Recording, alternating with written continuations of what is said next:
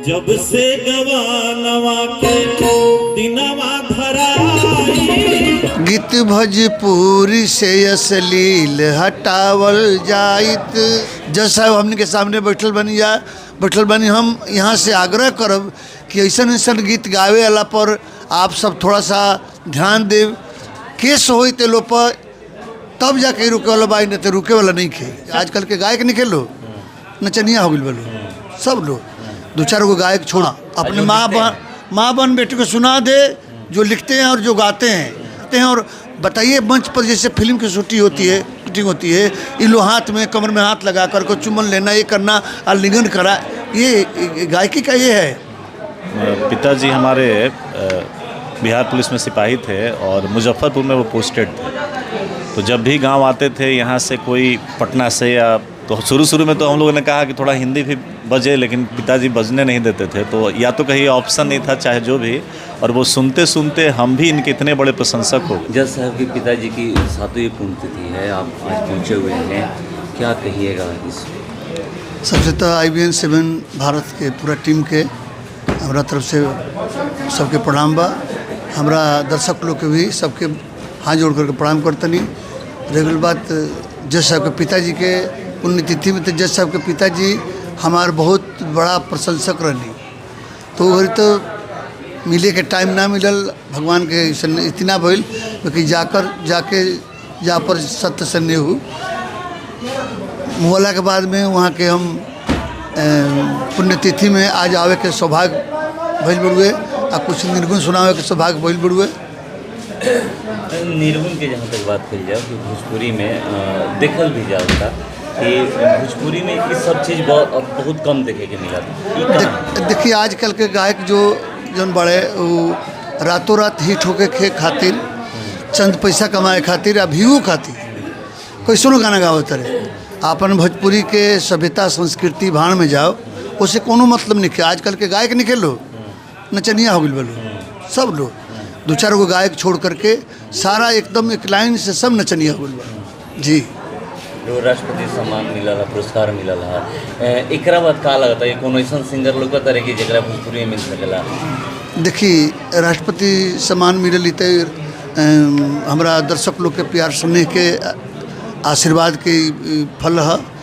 भगवान के कृपा भी भइल कि पुरस्कार मिलल, बहुत अच्छा लागल। और आवे वाला पुरस्कार जौन बड़ुए गायक लोग के हम तो चाहब जे अच्छा गावता ओकरा के हर एक तरह के पुरस्कार मिले के चाहिए, चाहे बिहार सरकार को होके चाहे केंद्र सरकार से होके पुरस्कार मिले के चाहिए। आप लोग 2-3 ही सिंगर हैं कि जहाँ कार्यक्रमों में बुलाया जाता है, जैसे सरकारी कार्यक्रम हो, आप लोग हैं और एक विष्णु मनोज तिवारी, ऐसे 2-3 ही लोग हैं जी। और जो अभी जो वर्तमान में जो सिंगर आ रहे हैं जी, क्यों ये हो रहा है कि नहीं उनको बुलाया जा रहा है? क्यों भोजपुरी की अस्मिता खतरे में पड़ी हुई है? देखिए एक ही बात मैं बोल दिया जी, इन लोग का ग्रुप हो गया एक ठो। ये जितने अश्लील गीत गाने वाले हैं इन लोग का 20-25 लोगों का ये ग्रुप है। ये कुछ भी कहिए, इन लोग का शर्म नाम का चीज़ नहीं है। कुछ भी कहिए, इतना हाला हगामा हो रहा है आप मीडिया के माध्यम से, चाहे हम लोग भी इसका विरोध कर रहे हैं, सारे लोग विरोध कर रहे हैं, लेकिन ये सुनने वाले नहीं हैं। इन लोग को चाहिए व्यू चाहिए। चाहे मैं कुछ भी गाऊँ, गाली गाऊँ, कुछ भी गाऊँ, भोजपुरी को तो तहस नहस मिला कर किलो रख दिया है। हम लोग अदर स्टेट में जाते हैं, अदर भाषा के लोग जानते हैं कि भोजपुरी का माने अश्लील, लेकिन भोजपुरी क्या है? आज 25 करोड़ भोजपुरी बोलने वाले, समझने वाले देश ही नहीं कई देशों में बोली जाती है बोली। आज भाषा के दर्जा नहीं मिली है। ये तो एक तरफ तो हम लोग भाषा के दर्जा के लिए संविधान के 8वीं अनुसूची की बात करते हैं, हाँ एक तरफ ये लोग दुशासन बन करके भोजपुरी को चीरहरण कर रहे हैं। कहाँ से मिलेगा? इसके लिए कुछ करना पड़ेगा ना। तो सर आज राइटर का भी योगदान होता है। राइटर हो, देखिए एक गीत मैं गाया था 30 वर्ष पहले। गीत भोजपुरी से अश्लील हटावल जाइत, गीत भोजपुरी से अश्लील हटावल जाइत, त कतना नीमन होइत, दूषित समाज के भैला से बचावल जाइत, तकत ना नीमन होइत, तकत ना नीमन होइत। पहला गीत पहला दोषी त लिखे वाला गीतकार बाणे, दूजा दोषी त गावे वाला गौनिहार बाणे। कैसेट कंपनी औरी दोषी सुननिहार बाणे, बैठ के सोची तई चारो गुनहगार बाणे। कलंकी गायक पर लगाम लगावल जाइत, कलंकी गायक पर लगाम लगावल जाइत। तकत ना नीमन होइत, तकत ना नीमन होइत। जज साहब हमने के सामने बैठल बनी हम यहाँ से आग्रह करब कि ऐसन ऐसन गीत गावे वाला पर आप सब थोड़ा सा ध्यान देव। केस होई ते लो पर तब जाके रुके वाला बाई, नहीं तो रुके वाला नहीं खे। सर जो भी आजकल बरगल गाने गा रहे हैं जी, इससे समाज का उत्थान होएगा? कभी नहीं उत्थान का, तो इतना विनाश की हो रहा है हमारे भोजपुरी को। जो महेंद्र मिश्र और भिखारी ठाकुर भोजपुरी को कहाँ से कहाँ ले आकर के पहुँचाए, जितनी कुरीतियों पर चोट करके उन्होंने 20-25 गीत लिखा उन्होंने। आज उन पर भिखारी ठाकुर जी पर शोध चल रहा है। उनको राय बहादुर टाइटल से ब्रिटिश सरकार सम्मानित किया था। और उस भिखारी ठाकुर महेंद्र मिश्र को मैंने ये लोग मैंने क्या कर शिक्षा लेकर करके रख दिया है भोजपुरी में। मैंने पूरे परिवार के साथ बैठ करके आप सुन नहीं सकते हैं। माँ बहन बेटी कोई नहीं सुन सकता है। हम तो ये कहते हैं कि कोई भी वो लोग गीत गाता है तो ये अपने माँ और बहन बेटी को सुना ले, साथ में बैठ करके जो बैठ कर। हाँ अपने माँ बहन बेटी को सुना दे, जो लिखते हैं और जो गाते हैं, तब आप मार्केट में गाइए, तब तो पता चलेगा आपको। मंच पे भी अब देखने को वही मिल रहा है कि लोग कलाकार जुड़ते हैं तो अपनी बातें करते हैं, गीत कम गाते हैं। मंच पर तो देखिए, मंच पर तो ये लोग गाते थोड़ी हैं, ये तो साथ में लेडीज लेकर के, नचनियाँ लेकर के जितना डांस वो लोग नहीं करती है तो उससे ज़्यादा तो ये लोग डांस करते हैं। और बताइए मंच पर जैसे फिल्म की शूटिंग होती है, ये लोग हाथ में कमर में हाथ लगा कर को चुम्बन लेना, ये करना, आलिंगन करा, ये गायकी का ये है। क्या संदेश देना चाहते हैं समाज को? आज के समय में जो आपने हिट गाने दिए, आज भी आपके गाने जो है अमर है और बहुत लोग आज भी सुन रहे हैं। इसके संबंध में क्या कहेंगे सर? सुन रहे हैं तो देखिए, जो संगीत से जिसको लगाव है, पढ़े लिखे लोग हैं, जज साहब हैं, मजिस्ट्रेट साहब हैं, प्रोफेसर साहब हैं, जितने सरकारी कार्यक्रम होता है मैं जाता हूँ। ये लोग नहीं जाते कहीं भी सरकारी कार्यक्रम में, ये लोग बुलाया नहीं जाता है। हम लोग का सुनने वाले पढ़े लिखे लोग होते हैं, संगीत से लगाव जिसका वो लोग सुनने हैं। ये लोग ट्रक में बजते हैं, ट्रैक्टर में बजते हैं, हम लोग मारुति कार में बजते हैं, हम लोग घर में बजते हैं, ये लोग घर में नहीं बजता है। जी हैं और ये भी पता चला है कि आपके पिताजी जो थे इनके बहुत बड़े प्रशंसक थे। जी। और ये खुद कह रहे हैं कि हम मिल नहीं पाए। आपको कितना अफसोस हो रहा है कि नहीं, अगर उस समय मिले होते तो आज कुछ बात और? जी बिल्कुल।